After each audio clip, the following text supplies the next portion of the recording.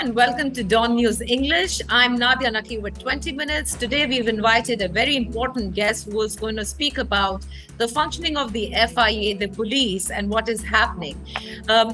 Syed Kaleem Imam Saab, thank you so much.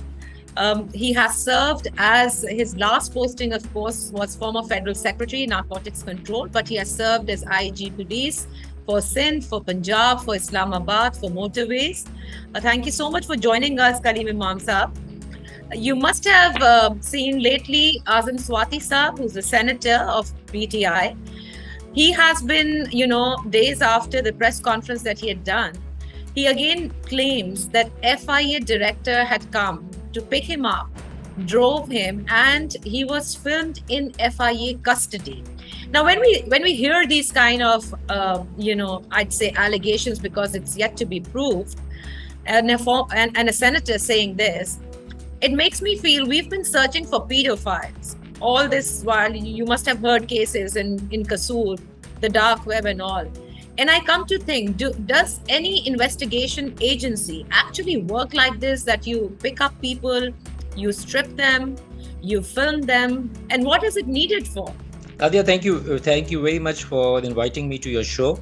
And on the onset, I would say, number one, what happens on media and what people say openly in press conferences and what the reality is sometimes is very close and sometimes it's just the opposite of it.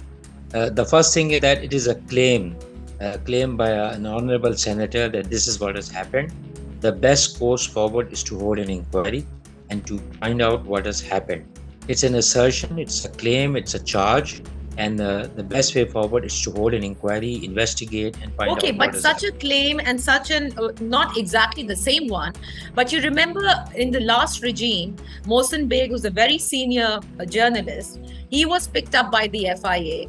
The way that they barged in his residence in the early morning hours, that's also something that he said that this is what the FIA had done on the pressure of the government without the FIR being registered. So basically, we're talking about the functioning of Federal Investigation Agency. Does it work directly, under pressure of the government? And is this how they actually function? Okay, no, this is not how they function. It's a professional organization, and it's at par with the FBI and other central investigation agencies all over the world.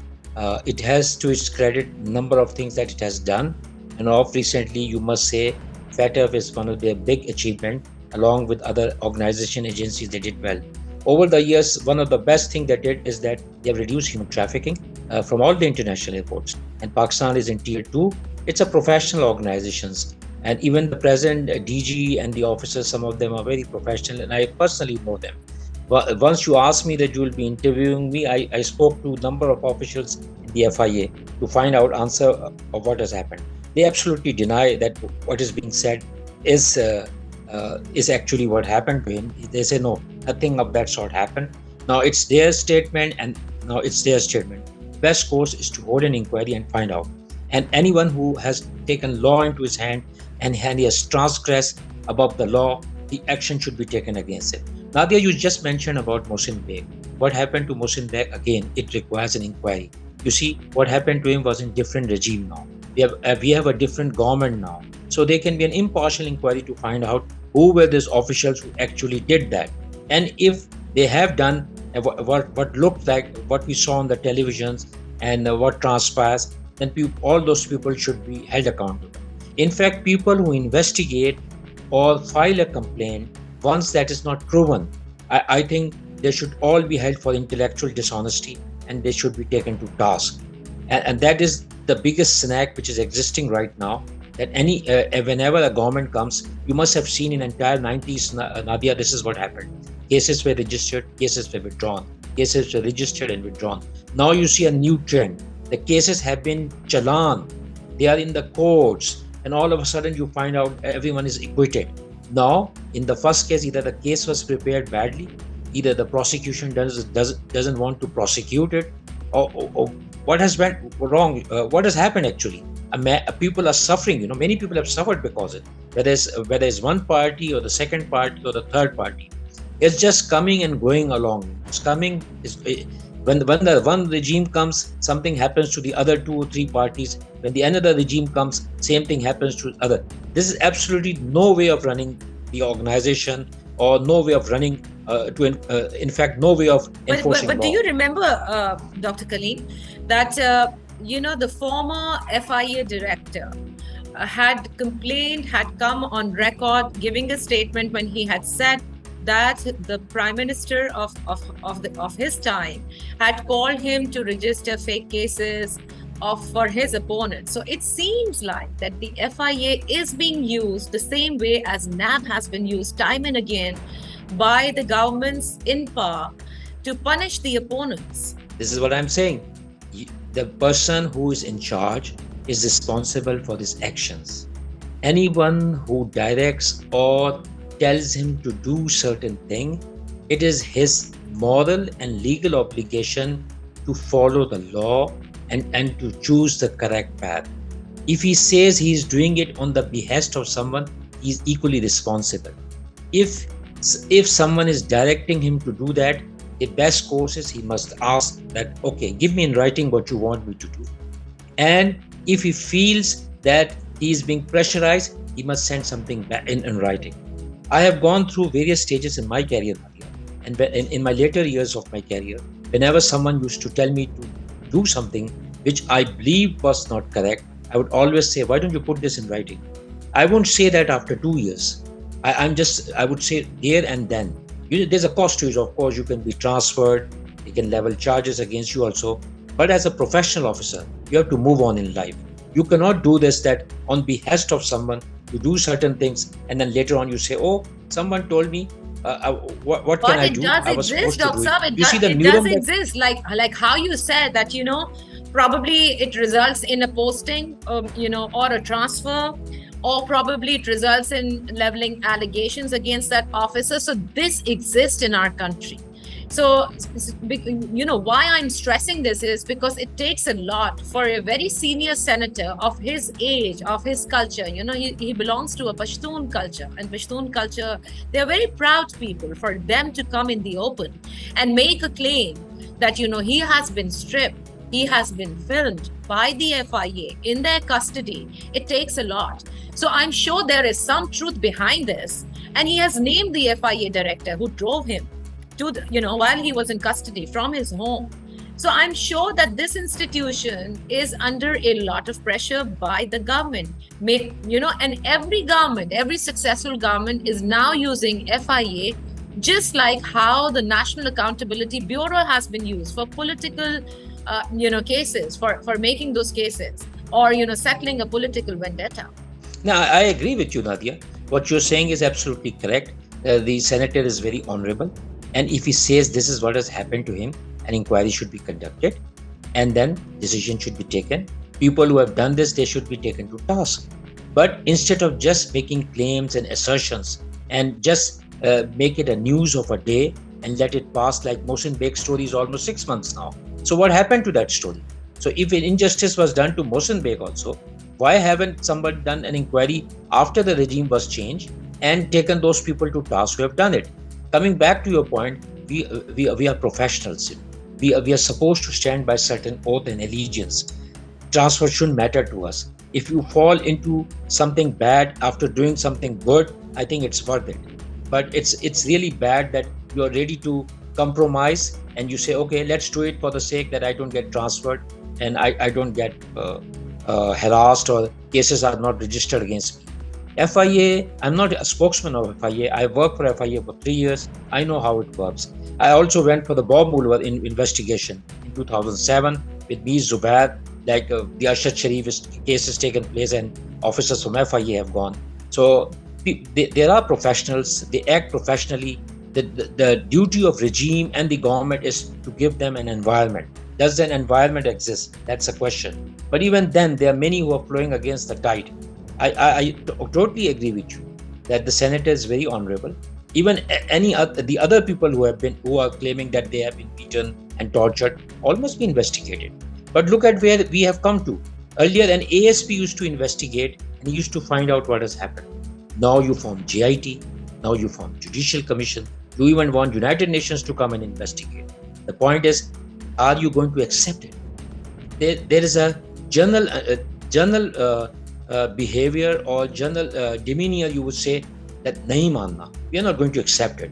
So come what may. But if you have something in chronological order, you can always say, here is it, read the document. Why don't you read it and then criticize it?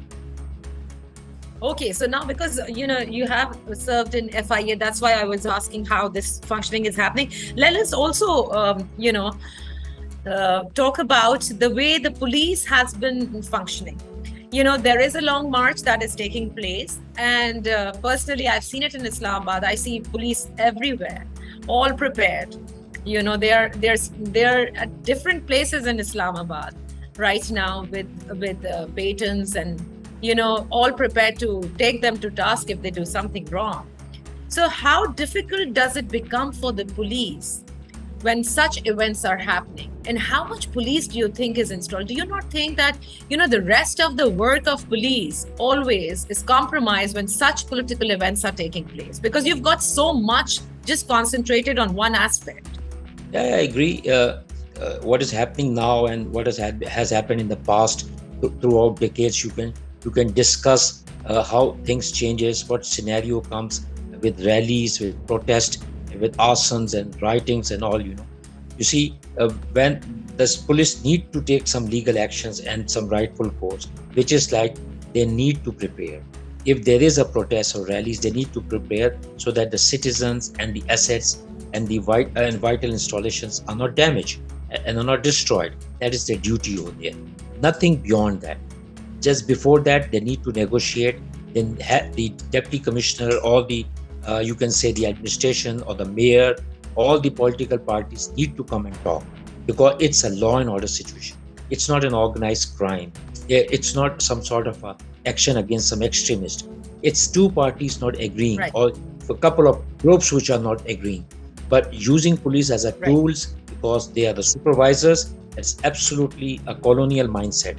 And at times, police officers are made to fall into it. There are people who would say, well, this is what the tide is, and they would like to flow with it, like I say. But their duty is to protect. What we see is not fair at all. State has to be ruthlessly ethical, but is state ethical? That's the question. Like you just mentioned that the laws are for show me the man and show me the rules. This is how they have been operating. And people who commit crimes, the investigation is not carried out. They are not punished. They are not penalized. They are not sent to jail. If I can just give you a statement, there are 116 prisons in Pakistan, Nadia, and there is a capacity of 55,000 people over here. Right now, about 80,000 people are housed in there. Now, which 66% people are under trial, and some of them for more than 5 years. They need to be bailed out. You have provisions in law where police absolutely. There's one last question that I'd like to ask you for, as a student of law. So you can, you just tell us, to what extent can the police take action against any protest or rally? It could be tear gas, it could be water cannons, it could be rubber bullets. Other than that, any other, probably instruction given to them they can follow, or this is it that they can do, the one that is on ground, to stop any kind of protest happening if they go violent? It could depend. That they had to make scenarios. They have to see scenario one, if they're just protesting, what would be their reaction? Scenario two, if they're pelting stones and they are taking the law enforcers, that will be there will be another mode to respond to that. There will be another scenario where they're firing at policemen and arsoning, and they are successfully overcoming the barrier which was over there. Then police needs to act. It's a necessity then, and but it has to be proportional. It has to be has that proportion to the exact amount of offense which is being committed.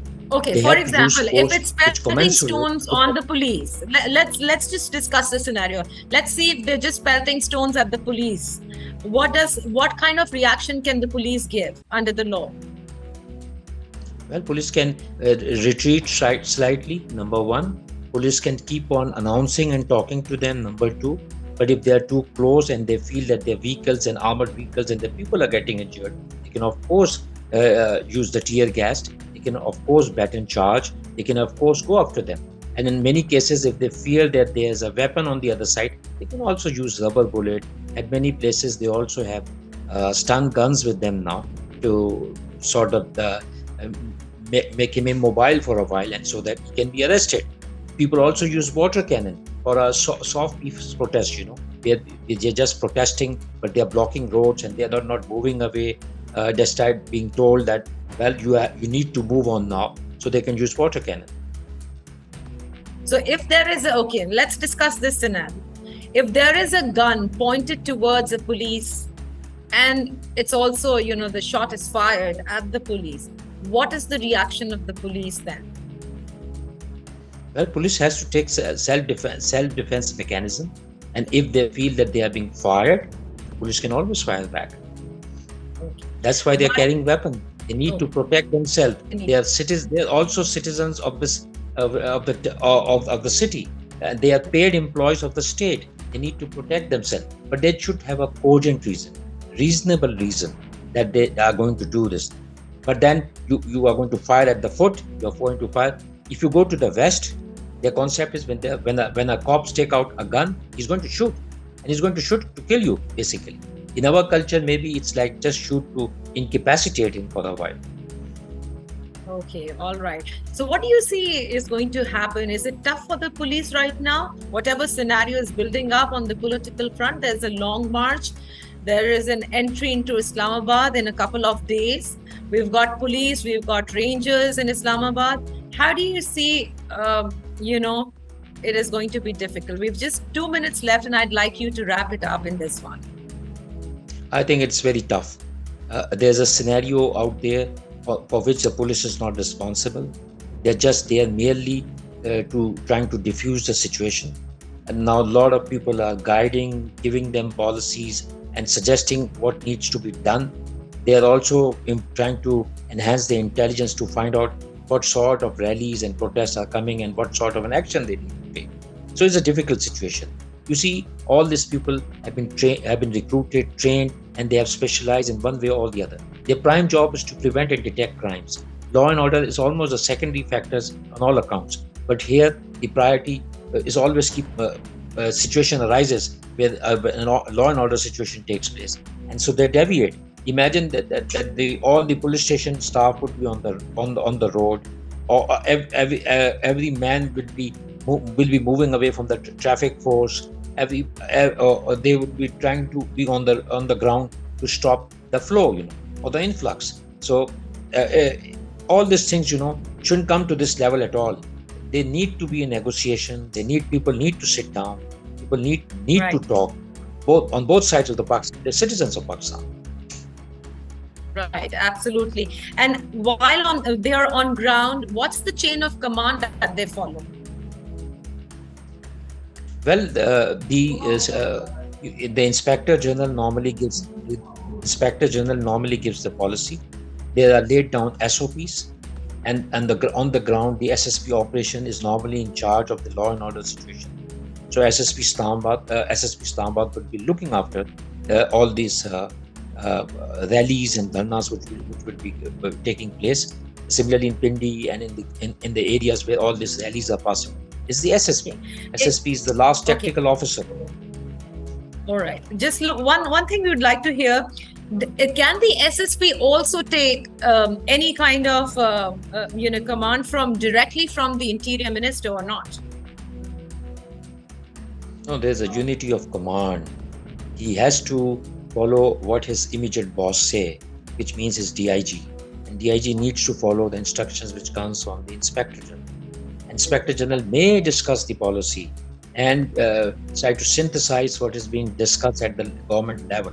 But it's the Inspector General who is responsible for the law and order. He needs to take everything into account. He's the one who, if it's a good order or if it's a bad order, he needs to take decision. And he needs to take the ownership of that decision.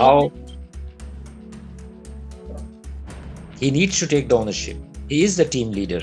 He is to ensure that all the resources, logistics are optimized and fully utilized in the best possible manner. And he used to Thank be, you so and much, like I said, he has to be ethical. He has to be ethical. He doesn't have to be under pressure. He has to be professional, and he doesn't need to follow everything that can be, beyond the law. If that happens, he needs to take it in writing to save himself. Thank you so much for joining us today on 20 Minutes. That's all for now. Take care and goodbye.